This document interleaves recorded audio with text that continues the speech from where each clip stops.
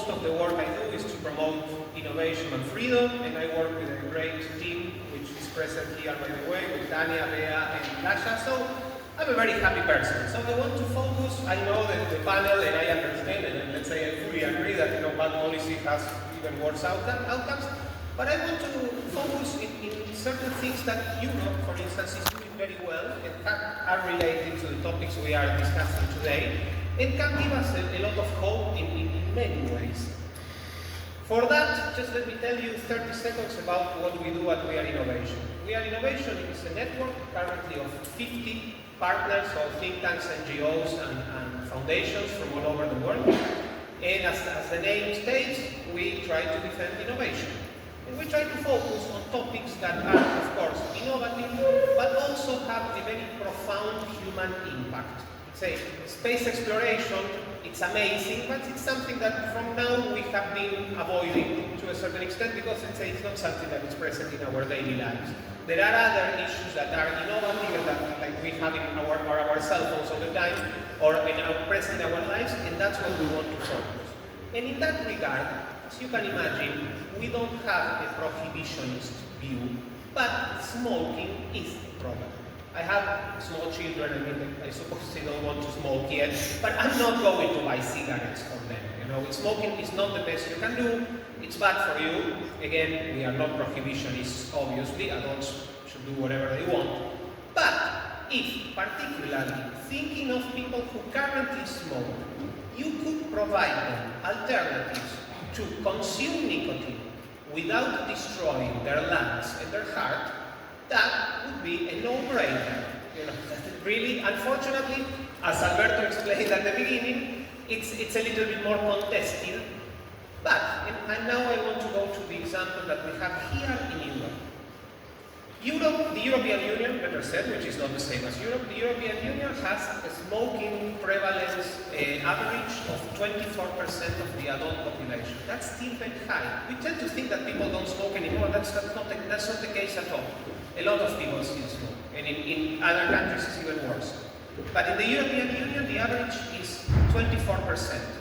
Europe wants to become smoke-free, but the EU, wants to become smoke-free by 2040. If the current trends continue, Europe won't be EU won't be smoke-free by 2100. So there's a lot to do.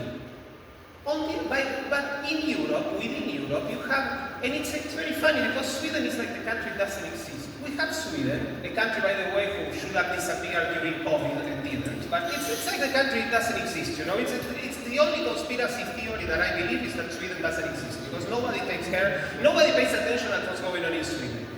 Sweden has 5.3% of smoking prevalence, which makes it technically smoke-free. And the individuals who have been under, let's say, the Swedish model all their lives are smoke-free because it's 4.3%, I think. Europeans who moved to Sweden from 24%, the smoking rate lowers to 7.8%. How has Sweden achieved this? And I'll finish in 50 seconds on water ring.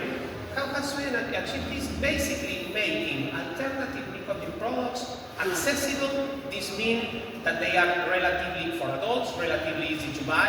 In shops, they are not treated as pornographic magazines. That means that they are hidden, they are just, in plain sight. Oh my God, babies are not smoking vaping or anything like that.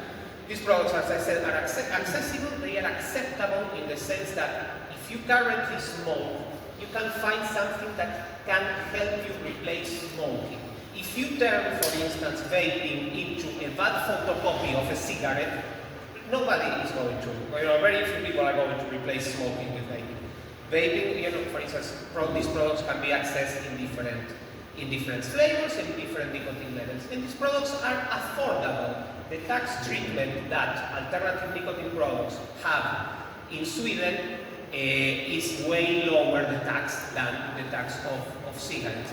With these three things, which basically can be summarized, treat adults as adults, Sweden has made smoking almost disappear.